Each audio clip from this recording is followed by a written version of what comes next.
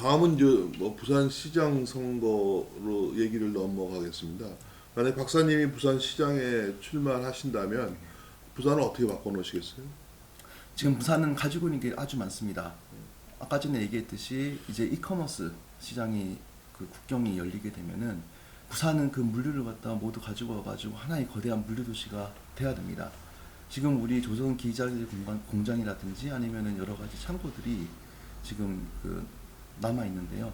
그걸 스마트화해가지고 그 물건들이나 물품들이 나가는 것을 적절하게 그리고 효율적으로 저장을 하고 또 그것들이 바로 이제 해외로 배송될 수 있는 그런 이제 물류 종합 시스템이 되면은 그것이 바로 이제 부산이 제2의 이제 도약을 할 수 있는 계기가 될 것이고요. 두 번째로는 우리 부산은 아직까지 배울 수 있는 공간이 많이 없어요. 예를 들면 AI라든지 딥러닝이라든지 알고리즘 배울 수 있는 것이 없고 뇌과학과도 없습니다. 젊은 사람들이 부산에서 떠나는 이유가요. 82%의 젊은 사람들은 부산에 살고 싶음에도 불구하고 배울 수 있는 곳이 없고 일할 수 없는 곳이 없기 때문에 나가는 건데. 그래서 지방이 뭐 부산 같은 데가 발전하려면 네네.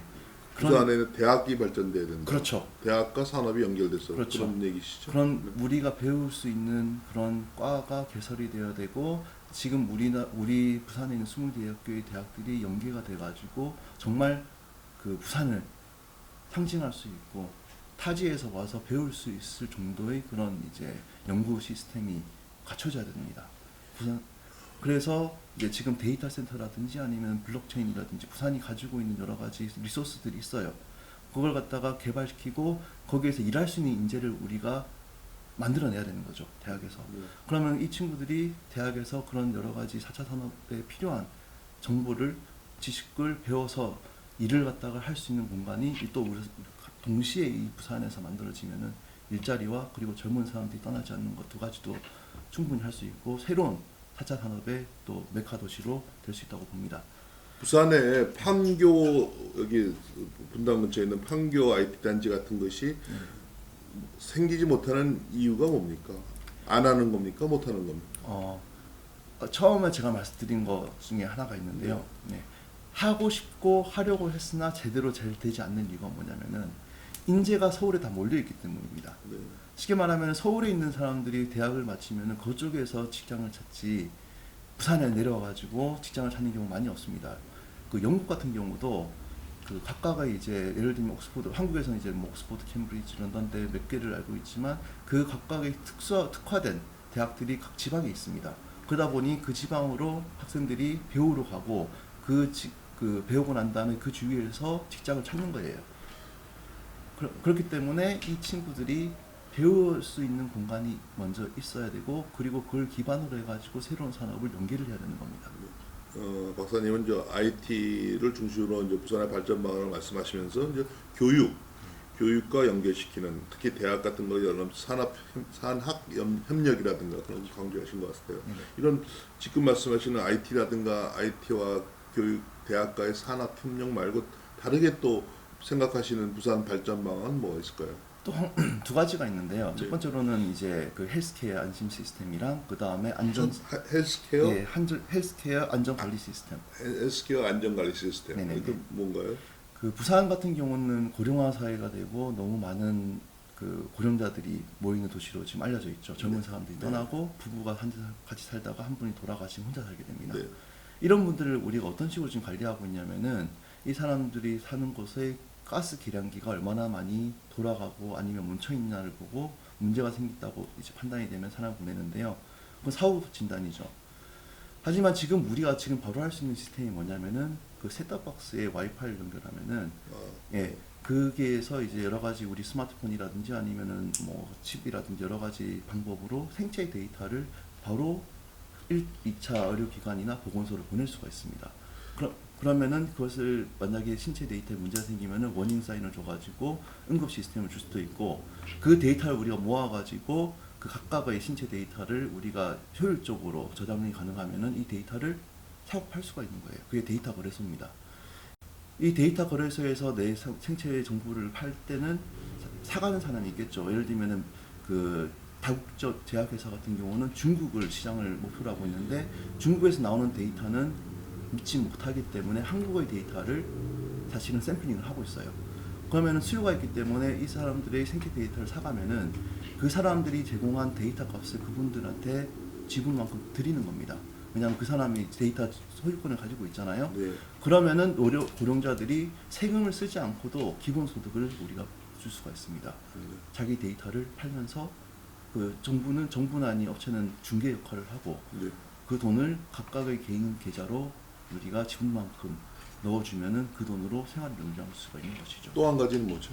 두 가지. 마지막으로 이제 그 지금 안전 같은 경우도 양극화가 심하게 돼 있습니다. 대도시라든지 아니면 그 자연재해 그리고 여러 가지 이제 안전에 대한 문제점들이 많이 생겨나는데요. 특히 부산 같은 경우도 이제 이번에 초랑 지하 사업 차도라든지 아니면 여러 가지 그 문제점들 그것을 안전 시스템을 IoT 연결해 가지고 미리 방지하거나 아니면 문제가 생겼을 때 바로 차단될 수 있는 시스템이 우리 부산 전체적으로 이제 돼야 되고요. 이렇게 할 수 있는 이유가 우리 부산의 와이파이망과 인터넷망이 세계적으로 훌륭하기 때문입니다. 그리고 밤에 이제 예를 들면은 그 단독주택가와 그리고 아파트의 그 차이는 뭐냐면은 단독주택은 어느 정도 이제 방범에 취약한 부분이 많이 있어요. 그래서 야간에 어떤 식으로 이제 문제가 생겼을 때 그거를 미리 디텍트할 수 있고 거기에 대해서 우리가 그 조치를 취할 수 있는 그런 자동화 시스템이 필요합니다. 부산 이제 IT를 중심으로 말씀해 주셨는데 이제 부산을 1인당 GDP가 7만 불 정도로 만들겠다라고 얘기하시는 분도 있는데 거기 가능하다고 생각하세요? 충분히 가능하다고 봅니다. 네. 예, 왜냐하면 지금 뭐 우리나라에서 100만 이상 도시에서 제일 소득이 많은 게 울산이었는데 4만 불 정도 되죠. 근데 부산은 7만 불 가능하다. 그 이유가 뭐냐면은 이제 지금 어떻게 보면은 코로나 때문에 많이 침체가 돼 있고 여러 가지 사업이 어떻게 보면은 좀 쇠퇴가 돼 있는데 지금 이 기회를 잘 살려가지고 새로운 산업에 대해서 우리가 제시를 하고 그 다음에 여러 가지 이제 글로벌적인 지금 이제 더 이상 우리나라가 우리 부산이 뭐 인천과 경쟁을 할 게 아니고 상하이라든지 아니면 도쿄, 오사카 그 다음에 뭐 싱가포르 그런 도시들과 경쟁력을 할 수 있도록 시스템화가 돼서 갖춰진다면은 충분히 중국의 선전과 같은 도시가 될 수 있다고 생각합니다. 그렇게 되면은 뭐 7만 불도 가능하다고 봅니다 저는. 홍콩이 네네. 그 중국어로 반환된 이후에 네네. 선전이 그 홍콩 옆에는 선전이 1000배가 발전됐다고 그래요. 그렇죠, 맞습니다. 제가 가서 보니까 놀랐습니다. 그래서 저도 부산에서 이제 20년 이상 살았는데 부산이 진짜 미국의 플로리다처럼 그렇죠. 부산처럼 사계절 골프 칠 수 있는 데 없고 부산처럼 뭐 눈 때문에 고생하는 데도 없고 또 스페인의 바르셀로나처럼 발달시키지 못하는 것이 참 아쉽습니다. 그 어떤 사람은 그래요. 부산이 없어야 부산이 발전된다는 사람도 있고. 그러니까 부산이 진정한 제2의 도시로서 뭐 해양 수도가 될까 좋을지 안 좋을지 모르겠는데 그것이 되기를 바라면서 마지막으로 이제 얘기를 마무리하면서 뭐 박사님이 이제 오늘 우리가 주로 얘기한 게 이커머스 시대도 얘기하고 이제 부산에 연결시켜서 얘기했는데 감사합니다. 오늘 장시간. 네, 고맙습니다.